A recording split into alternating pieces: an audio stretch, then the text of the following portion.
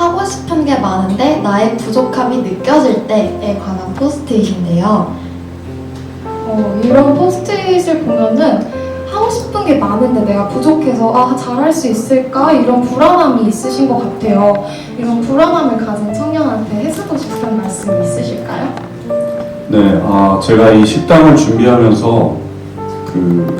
뭐 장사 잘하는 법, 뭐 이런 거, 뭐 경영하는 방법 같은 뭐 그런 공부들을 이렇게 하게 됐어요. 어쨌든 식당이니까 그거를 운영을 해야 되니까.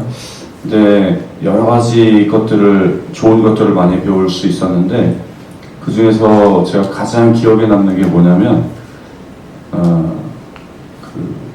그러니까 목적을 바라보고 장애물을 바라보지 말라라는 얘기였어요. 아마 여기서 뭐 경영학이나 이런 거를 전공하신 분들은 많이 들어보셨을 하나의 격언과 같은 건데, 예를 들면 제가 식당을 창업한다, 식당을 연다라는 목표가 있잖아요.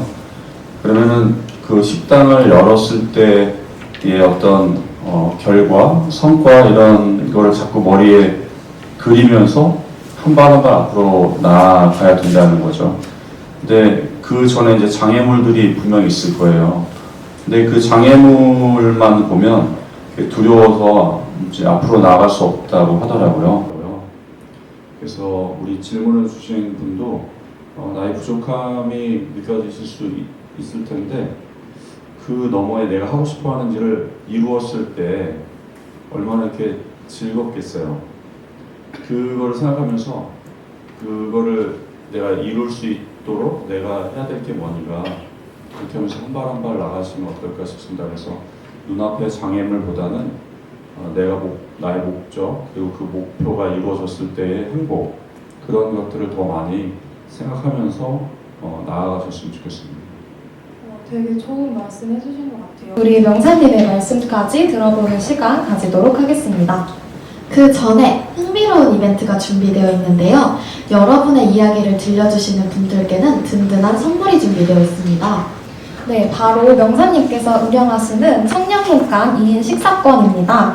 이 식사권은 여러분께 실물로 제공하며 소중한 분들과 소중한 식사를 즐기실 수 있을 겁니다. 진솔한 이야기를 명사님과 함께 나누고 식사권까지 받아가시길 바랍니다. 혹시 포스트잇에 적어주신 내용을 더 이야기하고 싶으시거나 적어주지 않으셨더라도 얘기를 해주고 싶으신 분들은 손을 들어주세요. 가 없으시다면 저희 포스트잇이 많으니까 이 포스트잇을 더 얘기해보는 걸로 할까요?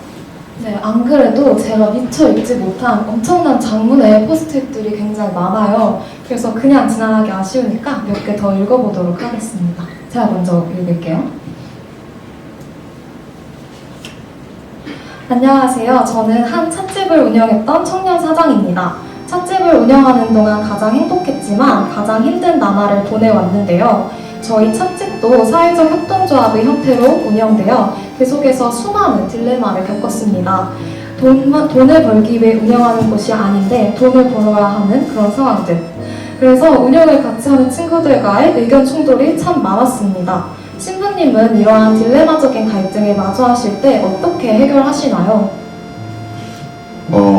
예, 사회적 협동조합까지 만드셨다는 거 보니까 좀 남다른 가치관을 가지고 계신 것 같은데, 근데 이제 저도 지금 이제 청년문간 사회적 협동조합을 이제 만들어서 운영을 하고 있습니다.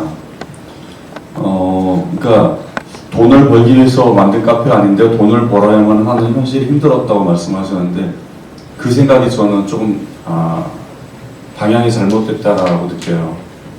그러니까 거기 그 생각의 바닥에는 물론 이제 돈보다 가치를 추구하시려고 했던 것 같아요. 그런데 돈이 반드시 필요해요. 그러니까 이제 돈의 노예가 이제 처음에 제가 아까 식당 준비할 때 뭐 장사 잘하는 법, 뭐 경영하는 거 이런 거 공부를 했다고 말씀드렸잖아요. 그때 그 당시에 약간 딜레마에 빠졌어요. 그러니까 저희 그리스도교에서 이제 성경에서 예를 들면 뭐 예수님이 하나님과 돈을 함께 섬길 수는 없다 뭐 이런 그까지 말씀을 하셨기 때문에 마치 우리는 돈을 이렇게 좋아하면 죄악시하는 어떤 그런 분위기가 있어요. 근데 저는 이제 식당을 운영하려면 돈이 필요하거든요. 그리고 이 식당을 지속적으로 운영하려면 지속적으로 돈이 필요해요. 그래서 저는 지금은 아까 말씀드린 것처럼 후원자분들의 도움으로 이제 저희 식당들이 운영이 되지만 처음에는 후원자분들의 도움이 없이도 식당이 운영되기를 바랬어요. 지속 가능성 때문에. 네, 그런데 그러면 돈이 필요하니까 그 돈을 마련하려면 나는 뭘 해야 되나 이런 것들을 이제 굉장히 관심 있게 공부를 했는데 그러면서 제 안에서 딜레마가 생기고 내가 천주교 신부인데 이렇게 돈 버는 법 이런 거 공부하고 있으면 되나? 성경이라도 한 글자 더 외워야 되는 거 아닌가? 진짜 내적인 갈등이 많이 컸습니다. 그런데 공부를 하면서 기업가 정신이라고 들어보셨어요? 네, 들어봤습니다. 경영학 전공하세요? 아닙니다. 저는 뭐 경영학을 전문적으로 체계적으로 공부한 사람이 아니니까. 네, 경영의 기본이 기업가 정신이에요. 근데 기업가 정신이 혹시 제가 그냥 한번 생각해보세요. 기업가 정신이 뭐일 것 같아요, 여러분 생각하실 때? 도전? 도전도 될 수 있죠. 영리를 추구하는. 영리 추구. 네. 혹시 저도 그랬는데 기업가들은 돈만 밝히는 사람 혹시 그런 이미지가 있으세요? 없으면 다행인데 저는 약간 그런 느낌이 있었거든요. 회사들 기업들은 그냥 돈 벌려고 막 어떻게든 애를 쓰는 사람 이런 이미지가 있었는데 그게 아니라 기업가 정신은 뭐냐면요, 세상을 이롭게 하는 거예요. 그러니까 내가 만들어낸 제품, 내가 만들어내는 서비스, 내가 만들어내는 어떤 것으로 이 세상에 있는 사람들을 이롭게 하기 위한 걸 만드는 거예요. 예, 그게 기업가 정신이더라고요. 되게 충격이었어요, 저는. 그러니까 우리로 치면 단군 할아버지가 말씀하시는 홍익인간이에요. 그러니까 사람들을 세상을 이롭게 하는 어떤 제품, 재화, 서비스 이런 것들을 제공하고 그거에 대한 대가로 돈을 버는 거가 기업가 정신이에요.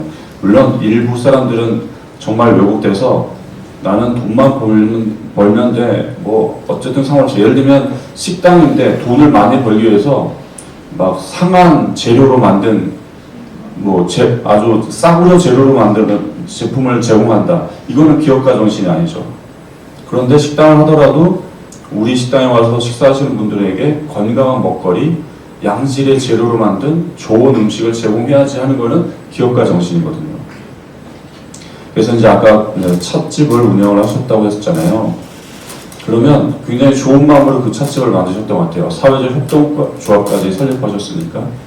그러면 이 찻집이 잘 운영되기 위해서 여러분들은 돈을 벌기 위해서 노력을 하셨어야 돼요. 그러니까 정확한 이 질문 하나로 제가 다 알 수는 없지만 거기에서 출발을 했던 것 같아요. 우리가 좋은 일을 하려면 돈도 필요해요. 돈만 있으면 되는 건 아니지만 그래서 저는 그런 공부를 하면서 종교인으로서 또 천주교 신부로서 가지고 있던 어떤 그런 오해를 좀 풀 수 있는 계기가 됐었어요. 그래서 기업가 정신이 정말 멋진 거구나. 아까 도전이라는 말씀을 하셨잖아요. 예를 들면 우리 사회의 하나의 지금 키워드가 혁신이죠. 기후위기를 맞아서 우리가 이제 이 기후가 더 이상 나빠지지 않도록 어떻게 혁신적으로 이 방향을 전환할 것인가. 그거를 여러 청년분들이 만들어내면 정말 최고의 기업가 정신을 발휘하시는 거죠. 물론 그거를 통해서 돈까지 수익까지 벌어들일 수 있다면 당연히 제일 좋은 거고 또 그렇게 하셔야 돼요. 여러분들이 그러니까 예를 들면 봉사로 제공하는 것과 또 그걸 통해서 마땅한 수익을 얻는 것을 구별을 하시면 좋겠고 또 나쁘게 생각하지 않으셨으면 좋겠어요. 저는 우리 청년들 다 부자 되시길 바랍니다. 부자 되셔서 저희한테 후원 좀 많이 해주세요. 되게 겪으셨다는 딜레마에 대해서 명사님이 명쾌하게 답변을 해주신 것 같아요. 네, 지금 말씀해주신 인간관계는 인맥 관리와는 다른 거죠? 네. 여러분들도 그렇게 이해하셨어요? 인맥 관리가 아니라 인간관계잖아요. 그러니까 인맥은 뭐냐면 만나고 나면 피곤한 거예요. 그러니까 이제 피곤하다는 게 내가 에너지를 쓴 거야. 마치 나의 돈과 나의 시간을 쓴 거예요. 그래서 예를 들면 뭐 이렇게 직장 갔다 오면은 이제 혼자 나 집에 와가지고 캔맥주에다가 땅콩 먹어야 되잖아요. 넷플릭스 보면서. 이해되세요? 근데 인간관계는 그렇게 하지 않아도 되는 거죠. 만나보면은 꼭 캔맥주에 넷플릭스 안 봐도 되는 걸 수 있어요. 그러니까 그 시간 자체가, 그 관계 자체가 피곤함을 덜 하게 하는 거예요. 근데 친구끼리도 피곤하게 할 수 있어요. 여러분들이 이제 만약에 대체로 대학생이시라면 일단 고등학교에서 대학교 왔을 때 친구 관계가 좀 변화가 오죠. 대학을 간 친구와 못 간 친구. 예를 들면 뭐 서울에 있는 대학에 간 친구와 뭐 다른 지역에 간 친구가 물리적 조건상 갈려요. 만나기 어렵습니다. 그리고 또 언제 이루어지냐면 취업을 하게 되면 어떤 직장에 취업을 하냐에 따라서 또 달라집니다. 그리고 또 뭐 결혼까지 하면 더 많은 것이 달라지게 되겠죠.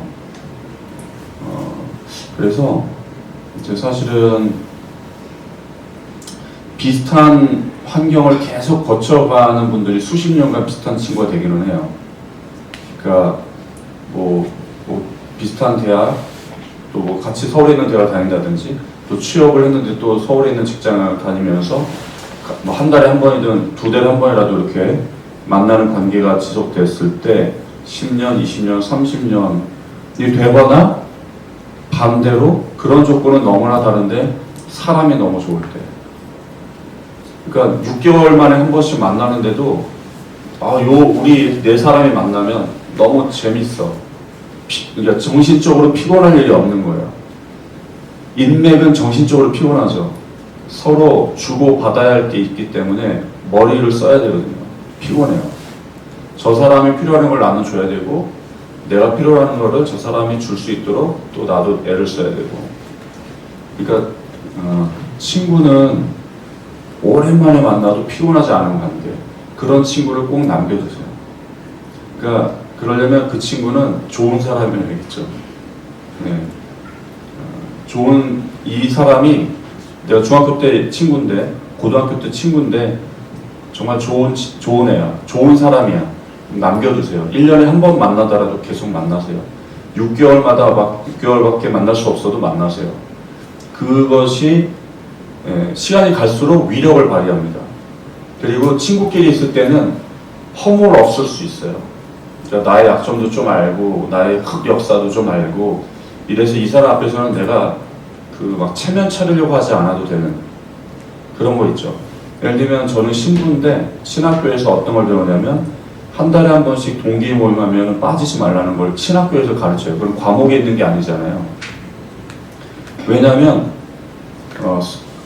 과부심정 호르몬이 난다고 이게 신부끼리 만났을 때 위로받는 지점이 있어요. 서로의 어떤 애로사항이 있는지를 말 안 해도 아는 거예요.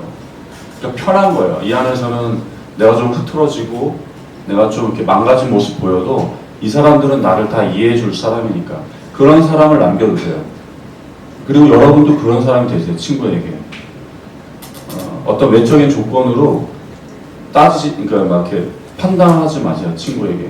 내가 저 친구를 그런 걸로 따지기 시작하면은 그 친구하고는 관계가 끝난 거예요. 더 이상 만나고 싶지 않을 거예요. 내 인생에 도움이 되는, 물론 이제 어떤 점에서는 친구는 누구나 다 도움이 되는데, 그래서 관리는, 인간관계는 그런 친구 몇 명만 있으면 돼요. 이제 주변의 어르신들 보세요. 만나는 사람은 만나. 근데 그게 물론 그러기만 하면 안 돼요. 그러면 꼰대가 돼요.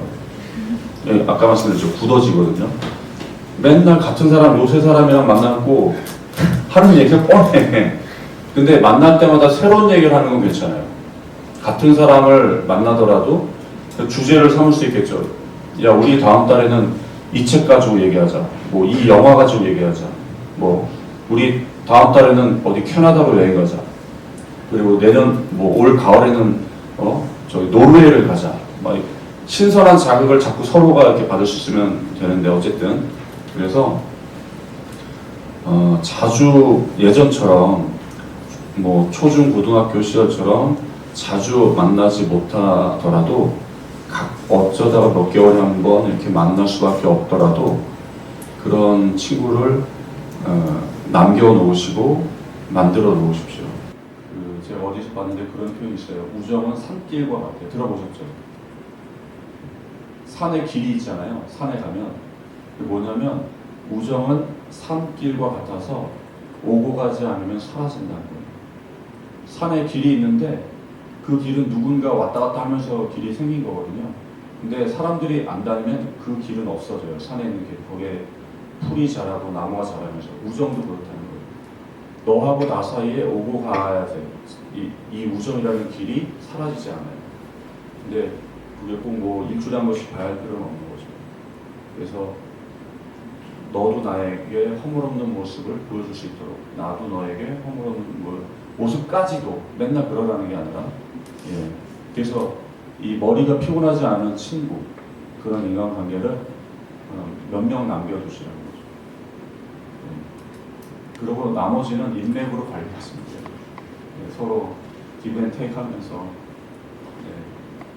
지금까지 청년들의 깊은 이야기를 들어봤어요. 저만 인간관계나 진로에 대한 고민이 있는 줄 알았는데 다른 분들의 이야기를 통해 함께 공감하고 나아갈 수 있는 시간이었습니다. 서연님은 어떠셨나요? 저도 뜻깊은 시간이었습니다. 여러분의 진솔한 이야기 덕분에 따뜻한 분위기가 무르익은 것 같아요. 혹시 저희가 아까 식사권 준비했다고 얘기했었는데 한 장이 남았대요. 지금 손 들고 말씀해주시면 이 식사권을 얻으실 수가 있을 것 같습니다. 저기 손 들어주셨네요. 그러니까 이 식당을 하시는 것도 어쨌든 꾸준히 하시는 거잖아요. 근데 저 같은 경우는 약간 뭐라고 해야 되지? 꾸준히 하는 게 좀 쉽지가 않더라고요. 예를 들어서 관심사가 너무 많아서 이것도 하고 싶고 이것도 하고 싶고 이것도 하고 싶어서 이거 좀 하다가 이거 좀 하다가 뭐 이런 식으로 그렇게 하다 보니까 이제 약간 뭐라고 해야 되지? 이렇게 딱 보이는 그런 게 없어서 지금 이대로도 괜찮은가 이런 게 좀 고민이 돼서 이것도 괜찮은지 여쭤보고 싶어서요. 그러니까 어떤 면에서 괜찮냐고 물어보시는지 궁금한데 안 괜찮을 이유는 없잖아요. 근데 이제 하고 싶은 거를 다 하셨는데도 뭔가 계속 하고 싶으시다는 건지 아니면 여러 가지를 시도해 봤는데 뭔가 하나도 제대로 해보는 게 없는 것 같아서 좀 스스로에게 걱정이 된다고 하시는 건지 둘 다요. 그러니까 지금은 우리가 선택할 수 있는 게 너무 많은 세상이에요. 그래서 가성비라는 말이 그래서 나왔잖아요. 그다음에 기회비용. 저 어릴 때는 그런 말 자체가 없었어요. 물론 제가 몰랐는지는 모르지만, 그러니까 제가 이제 20대였던 30년 전만 해도 내 앞에 놓인 게 한 3가지가 있고 그 중에서 하나를 선택해야 되는 것이었다면 지금은 여러분들 앞에 한 30개는 놓여 있는데 그 중에 하나를 선택해야 되는 것 같은 느낌이에요. 그러니까 3개 중에 하나를 선택해서 2개를 포기해야 하는 거하고 30개 중에 하나를 선택해서 29개를 포기해야 되는 상황에서 현대인들이 지금 사람들이 불안해하는 마음이 조금은 이해가 되더라고요. 그러면서 제가 생각에는 가끔 내가 선택한 이것이 절대적으로 맞아야 돼, 옳아야 되는 어떤 불안감이 있는 것 같아요. 이 선택할 때. 그러니까 그래서 이 선택이 실수하면 안 된다라는 어떤 무의식적인 불안감들이 있는 게 아닌가 싶어요. 그런 게 이제 기회비용이라는 말로 표현이 된 것 같은데, 우리가 이제 지금은 또 개성을 존중하는 시대, 취향의 시대라고 말을 하잖아요. 그래서 여러분들이 정말 개성과 취향을 추구하신다면 기회비용을 따지지 마세요. 정말로 내가 좋아서 선택한 것에 만족하는 연습을 하셨으면 좋겠어요. 내가 선택한 게 최고가 아닐 수 있어요. 아니 최고는커녕 이 30개 중에서 이거는 28번째쯤에 해당되는 것일 수도 있어요. 그러면 어때요? 꼭 이 30개 중에 최고인 것을 선택해야 될 필요가 있나요? 내가 좋은 것을 선택하면 되잖아요. 내가 좋아서 이걸 선택했잖아요. 여러분들이 입고 계신 그 이 옷 하나하나 여러분들이 선택하신 거잖아요. 선물 받은 거 빼고. 저는 선택할 수가 없어요. 이거 똑같아요. 물론 이제 뭐 사복도 많이 있습니다만 일반복도. 그래서 기회비용에 대한 걱정과 불안을 하기보다는 정말 개성과 취향을 추구하는, 여러분 요즘 MZ세대는 더 그런 세대라고 저는 듣고 있거든요. 그러니까 여러분들이 선택하는 게 30개 중에 이게 27번째든 18번째든 3번째든 남들은 그거에 대해서 뭐라고 할 수도 있겠죠. 야, 왜 그걸 선택했어? 근데 거기에 흔들리지 않을 나의 취향, 그런 것들을 좀 만들어 가시면 어떨까 싶어요. 내 취향이 마이너이면 마이너일수록 개성 있는 거 아니에요? 네. 메이저를 따라하는 몰 개성이잖아요. 연예인들이 입고 있는 옷, 연예인들이 하고 나온 스타일대로 하는 게 유행을 따라가는 거니까. 근데 어쨌든 유행을 따라가든 뭐 유행을 추구하지 않든 간에 여러분들이 좋아서 선택하는, 그래서 아까 비슷한 맥락인데 하고 싶은 걸 하시라는 거예요. 인류의 종말. 네. 그래서 한 가지 어떤 걸 더 잘하고 싶으시면 그거를 좀 더 파시면 되고요. 그거는 분명 필요해요. 근데 그리고 어떤 걸 깊이 파면 또 거기서 길이 열리긴 합니다. 뭐 조금씩 맛보는 것도 가치는 있어요. 저는 어떤 게 절대적으로 옳다 틀리다, 과거에는 그런 게 있었던 시대예요. 근데 지금은 그런 시대가 아닌 것 같아요. 저도 배우고 있거든요. 그래서 좀 더 깊이 있게 하고 싶으면 분명히 그거를 더 하셔야 되는 건 맞고요. 근데 계속해서 새로운 거를 경험해 보시는 것도 나쁘지는 않은 것 같아요. 그런 시대인 것 같아요. 지금 볼 때. 어떤 게 옳다라고 저도 말씀 못 드리는데, 그 대신 나의 취향과 개성은 내가 만드는 거다. 기회비용 생각하지 마시고 그러셨으면 좋겠습니다. 네. 이번 시간은 빛을 품고 있던 원석이 보석으로 빛을 발하는 시간이라고 볼 수 있겠는데요. 여러분 한 명 한 명의 삶이 다채롭듯이 각각의 찌개 맛도 특별하고 다채로울 것 같습니다. 네, 청중들의 삶을 바탕으로 푹 끓인 찌개, 명사님과 함께 맛보며 명사님이 생각하시는 나눔과 청년에 대해 들어보겠습니다. 명사님에게 청년들이란 어떤 존재인가요? 또한 그들에게 베푸는 나눔이란 어떤 것인가요? 청년분들이 저의 청년기라고 생각하거든요. 그러니까 청년기의 이무수라고 저는 생각을 해요. 물론 이제 사회도 달라졌고 환경도 많이 바뀌긴 했지만, 그래서 제가 청년분들에게 뭔가 이렇게 뭐 나눔을 하고 좀 보탬이 되는 게 있다면 어떻게 보면 또 다른 청년 이무수에게 하는 거예요. 물론 이제 90년대에 저에게 할 수는 없지만 그런 의미가 있습니다. 그러면 명사님은 그렇게 아끼고 잘 해주시는 우리 청년들이 어떤 어른으로 자라길 바라실까요? 저는 그 이웃을 생각하는 어른이 되었으면 좋겠어요. 그래서 따뜻한 시선을 간직한 어른, 그러니까 냉소적이지 않은 따뜻한, 그래서 필요한 사람에게 기꺼이 이렇게 손을 내밀어 줄 수 있는 그런 어른이 되었으면 좋겠습니다. 뭐 여러분들이 세상을 다 구하실 필요는 없고 그냥 내 옆에 있는 어떤 분에게 이 손을 내밀어서 그 손을 잡아줘야 한다면 그럴 수 있는 어른이 되어주셨으면 좋겠습니다. 네, 명사님의 말씀으로 청년의 의미가 한층 더 새로워진 것 같은데요. 네, 맞아요. 명사님께서 청년들에게 정을 베푸시는 것처럼 청년들도 온정을 나누다 보면 어느새 각자가 꿈꾸는 어른의 모습으로 성장할 수 있지 않을까 싶습니다. 여러분께서는 오늘 따뜻한 시간 보내셨을까요? 네. 그럼 명사님께서는 오늘 어떠셨나요? 생각보다 너무 재미있었고요. 일방적으로 제 얘기만 해서 죄송하기도 한데 아무튼 되게 행복한 시간이었습니다. 명사 강사님과 청중분들이 모두 즐거운 시간을 보내신 것 같아서 저희도 기쁘네요. 따뜻한 이야기 들려주신 명사님께 다 같이 큰 박수 한번 드릴까요?